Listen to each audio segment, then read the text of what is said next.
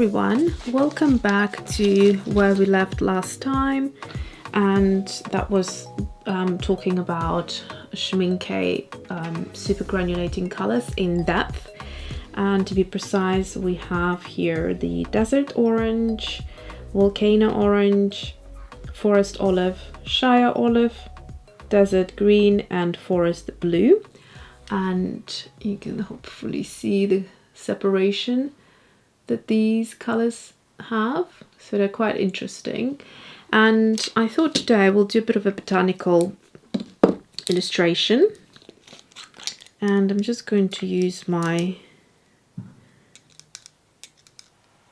actually no, I was going to use the watercolor, but then I realized I have some lovely inks that I will use.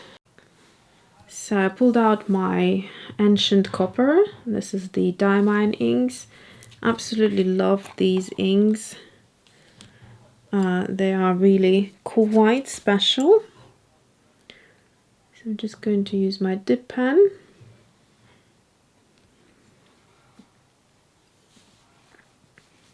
Let's see.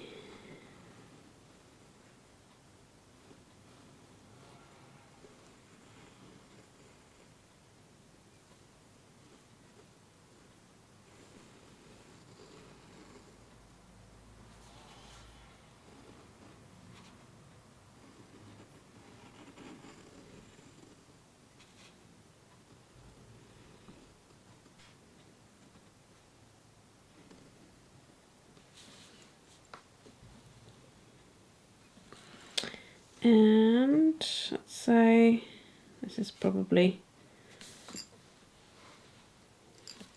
good of an illustration for me. I'm just going to also draw some veins in the center of the leaves or the petals. And then let's do another one next to it.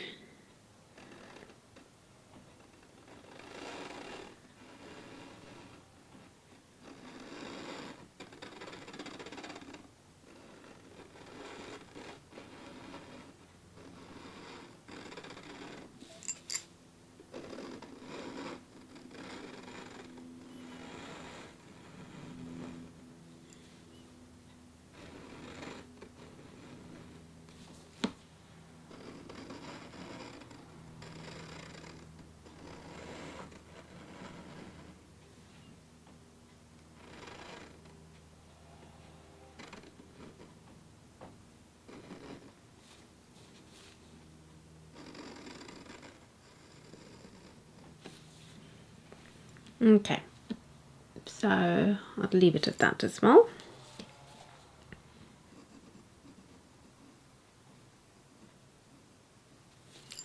So if you watched my previous couple of videos, I was experimenting with this drawing tool, and I prefer a dipping pen simply because it just gives you this fine line and it looks lovely. And the way to wash it or clean it is just to submerge it in a little jar of water like you would do with your brushes, and that's it, and then you just sort of wipe it. Depending on what product you use, you can start having a little bit of a build up, so once in a while use like an old toothbrush to just scribble these grooves to make sure that they're nice and clean, so that the ink can actually slide nicely once it sort of holds it in the grooves. And as you draw with it, for it to do that smoothly, you need to have them cleaned once in a while. But they're very easy to look after. Just make sure you obviously don't drop it on any hard floor that could snip off the tops or the nips. Okay, so let's try and do some mixing. So let's see, there's some colors I really liked is these two mixes, so the forest blue and that one which was volcano orange. So I'm going to try and mix them up here in the palette. and it makes a lovely color that actually resembles a eucalyptus leaf. The other thing why I really love this ink is that it's water soluble, so it looks really lovely once you start mixing it with watercolors. I'll show you a close-up a bit later.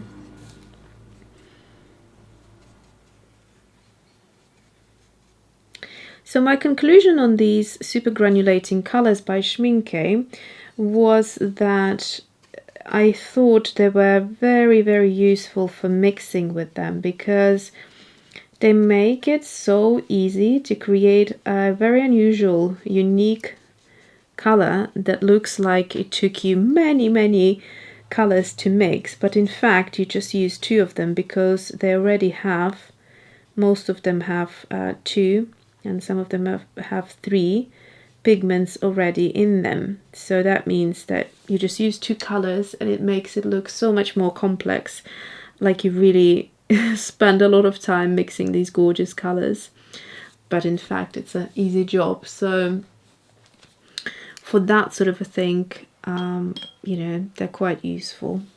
Okay, I'm going to go in now and add some forest olive. Yeah, so this is inspired by my mimosa, which is growing outside, and the leaves have more of a like a olivey color.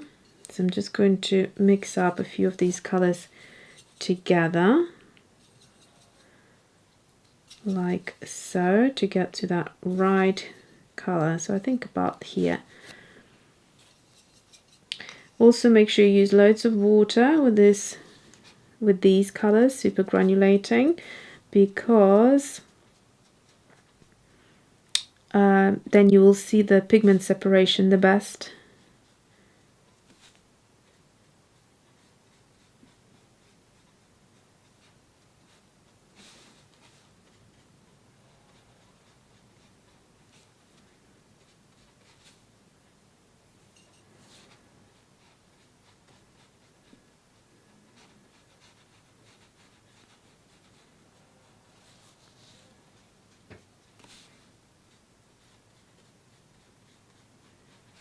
So here we go.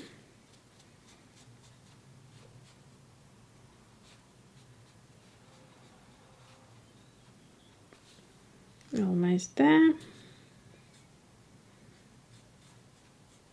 So with these inks, I also like sometimes going straight in with the color, whatever color it is. It doesn't really matter if it's granulating or if it's one of those more simpler colors.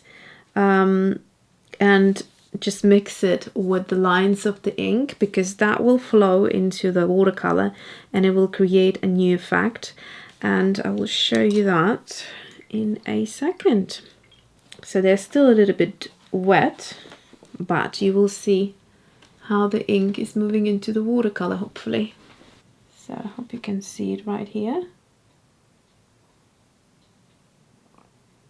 How pretty it looks.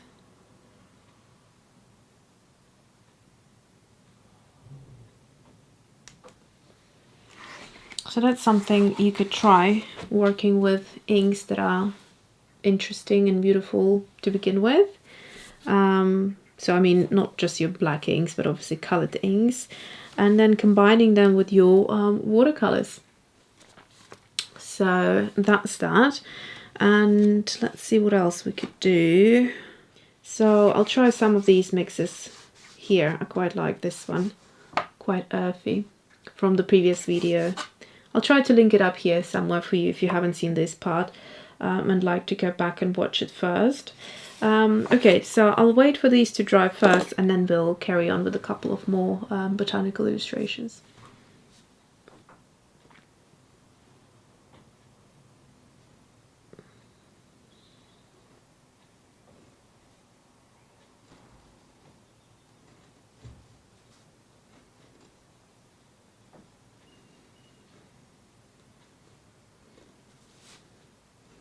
I'm just illustrating this really dainty little something.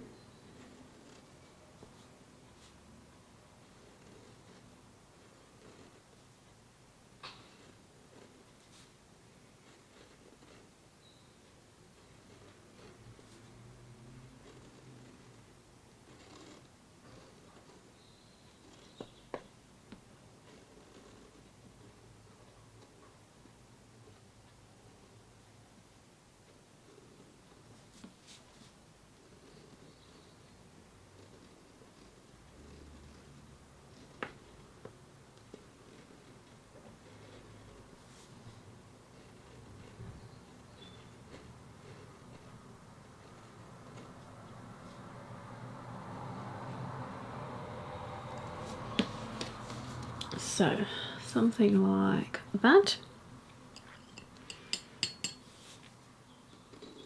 And then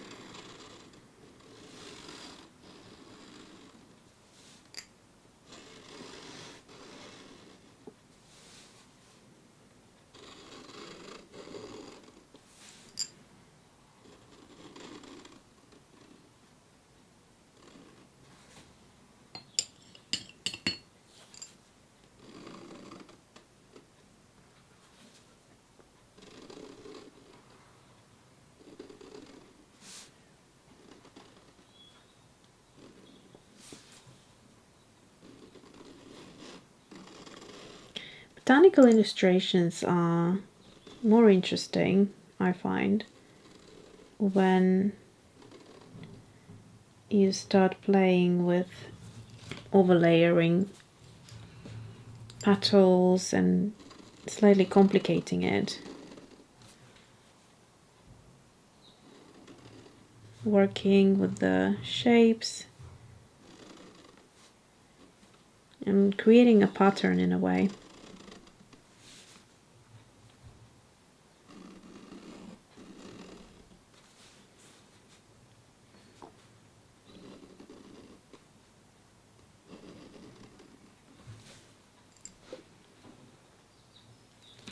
So very quickly you can grow it from something that seems quite simple to more dimension.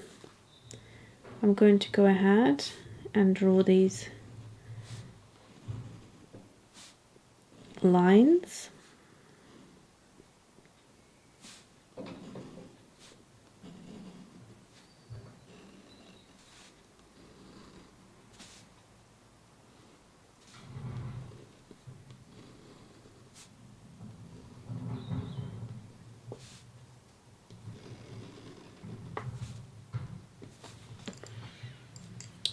And actually I'm not sure this being so short, so I think I might just continue drawing this stem a little bit, just elongating it.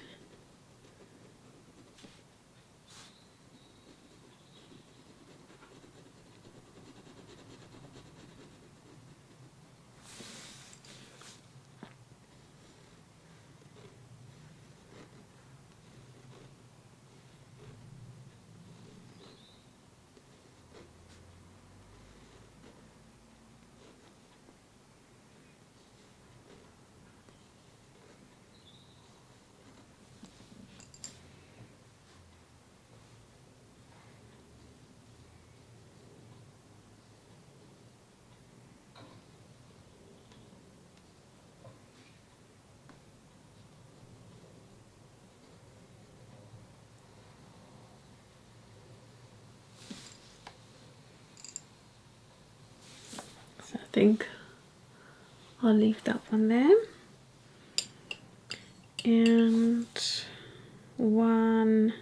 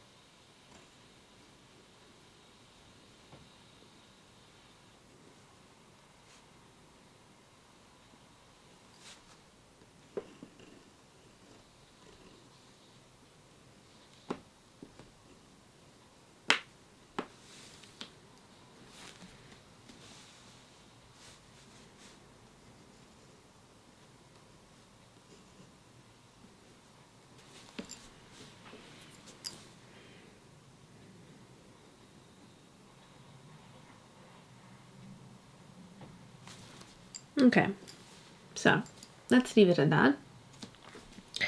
Not sure how I feel about this one yet, but I'll add some color and see how we go on about it.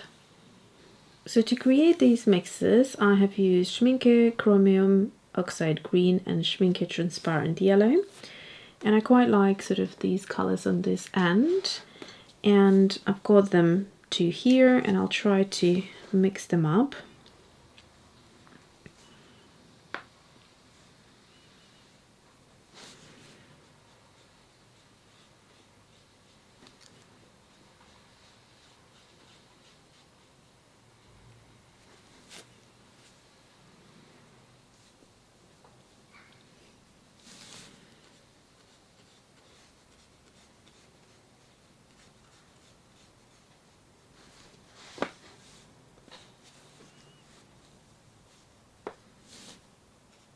So I'm just adding a little bit more of the Chromium Oxide Green just to create a variation in color.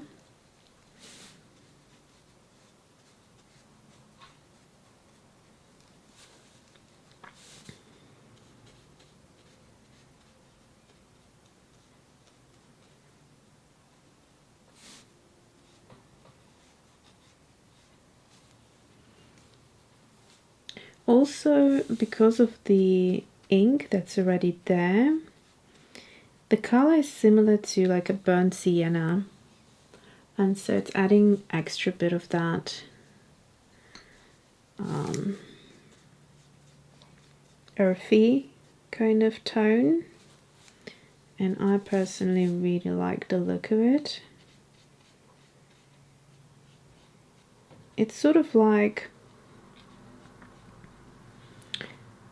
green gold, but more interesting.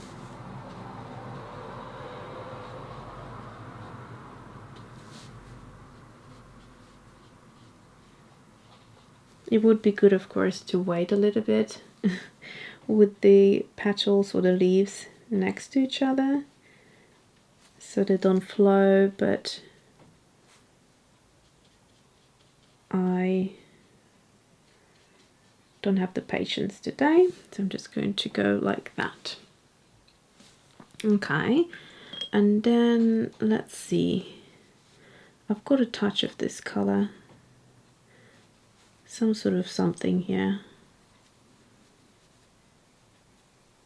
I used it in one of my previous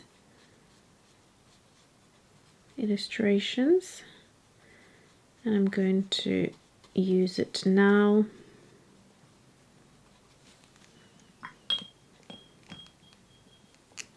Just to change up the color slightly. And then I'm going to use it on its own. I think it was the quinacridone gold or something. I'm just going to add a little bit into these berries, but equally you could just use water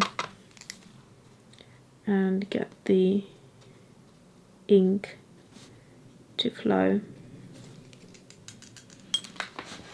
And actually that's what I'm going to do in the last one here. I wasn't sure what to do with it, but I'm just going to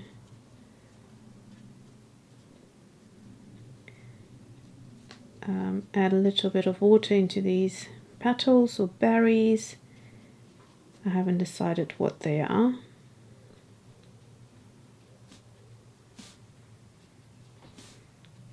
Just like that.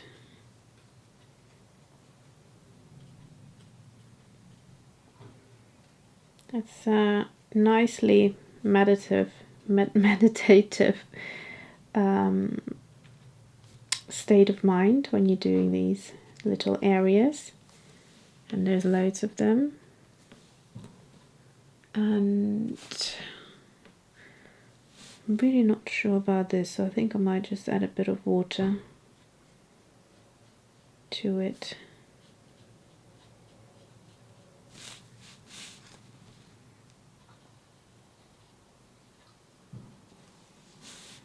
Like so.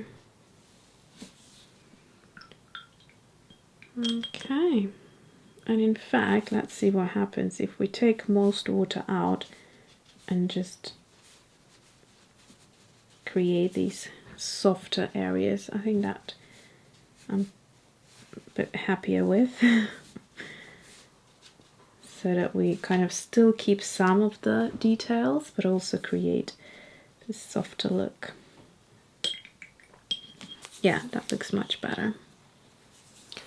Okay, so this is a nice little botanical spread, and I will show you a close-up.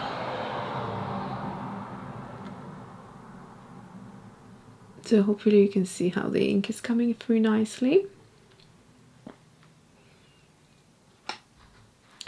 Try to have a walk in the parks and, you know, just observe nature, even if you're doing like what I'm doing, a school run. On the way back, I take it a little bit slower, even if I have to get back to work. But I try to look around. We live in the countryside, so there's loads of greenery, and just, you know, observe colors and shapes of the leaves and whatever flowers and blossoms there are already, and try to kind of merge it all together. It doesn't have to be exactly like, you know, I don't know what this is or that, but it's sort of inspired by things that I see. And I think this is like such a fun way to look into botanicals, but without the realistic representation of things. Yeah, I hope you enjoyed this video. I hope you enjoyed a bit of art making. So I hope this inspired you in some way or another, and you will be creating something in your sketchbook. So thanks for watching, and I'll see you soon.